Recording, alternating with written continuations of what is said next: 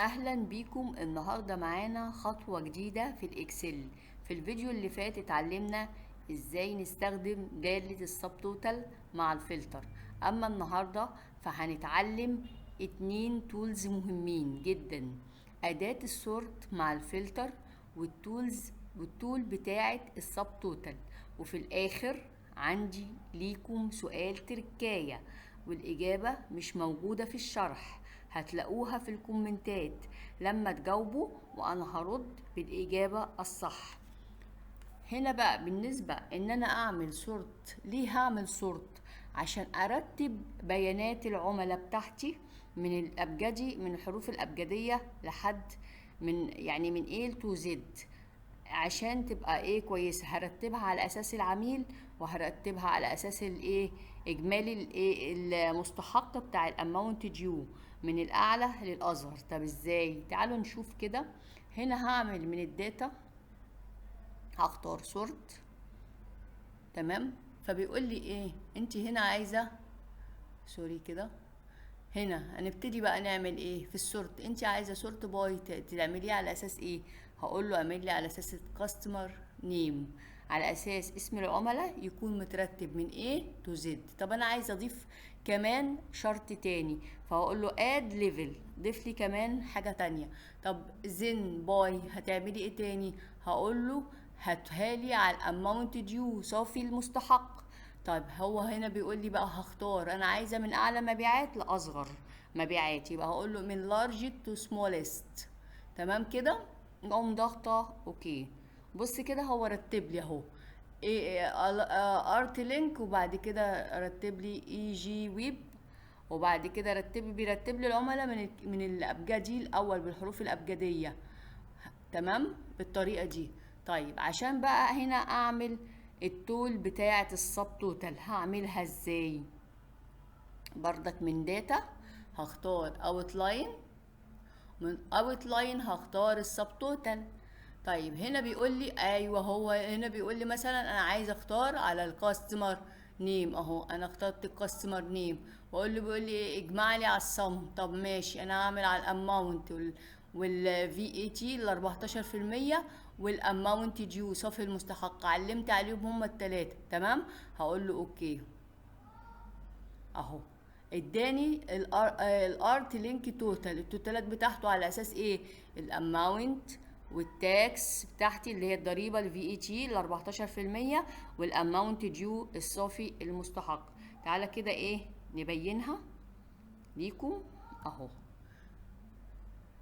هعمل كده، خليها كده بولد الارقام، وادي بولد عشان يبقى الخط واضح. تمام. وادي واخده جاب لي هنا نفس النظام. ادي هعمل كده بس كده عشان ابينها لكم اكتر، وهجيبها كده واقول له ادي اي جي ويب توتال، بردك نفس الارقام. بص هو رتبها لي الارت لينك توتال، جاب لي الارقام بتاعتها جمعها لي، وباخدك كل مجموعه الاي جي ويب جابها لي في التوتالات بتاعتها جمعها لي. طيب في حاجه بقى مهمه هقول لكم عليها. في عندي في الجنب اليمين الشمال ده واحد واتنين وتلاته. واحد بيعمل رقم واحد لو دوست عليها بيجيب لي الجراند توتال كله، اللي هو اجمالي المبيعات كلها عامله ازاي، والتاكس بتاع الجدول كله عامل ازاي، والاماونت ديو صافي المستحق كله، زي ما كان جايبه قبل كده هنا باداه السب توتال اللي احنا كنا عاملينها في الفيديو اللي فات. طيب انا هنا بقى لو جيت رقم اتنين ده بيعمل جمع لي كل التتولات، التوتال بتاع كل الارت لينك المجموعه كلها جمعها لي. الاماونت بتاعي 77875. ماشي. فجمعها لي، جمع لي التوتالات كلها اهي، المجموعه كلها جابها لي. فجاب لي، انا شفت الجدول الكبير ده بدل ما يبقى كبير، جمعت لكل مجموعه من العملاء بتوعي التوتالات بتاعتها، الارقام بتاعتها. طيب. طيب الجدول رقم 3 بيعمل رقم 3 بيرجعها لي زي الاول. تمام. طب السؤال بتاعنا بقى بتاع التركايه هعمله ازاي؟ احنا قلنا كده هعمل السؤال اهو.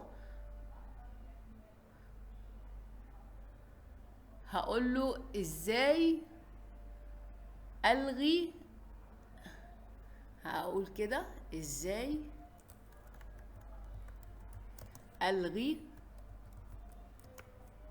التول بتاعة السب توتال بعد ما طبقتها. لو حبيت الغيها ازاي؟ ادي السؤال بتاعنا النهارده. لو حبيت الغي السب توتال بعد ما طبقتها اعملها ازاي؟ وكده نكون عرفنا النهارده ازاي نستخدم السب توتال بتاعه التول بتاعتنا، وازاي نرتب البيانات باستخدام السورت مع الفلتر. والسؤال بتاعنا ازاي اقدر الغي التول بتاعه السب توتال اللي كتبتها لكم اهي بعد ما طبقناها. تمام، هستنى اجاباتكم في التعليقات وانا هرد على كل واحد بالاجابه الصح ان شاء الله. ما تنسوش تعملوا لايك واشتراك في القناه عشان نكمل مع بعض سلسله الاكسل من البدايه للاحتراف.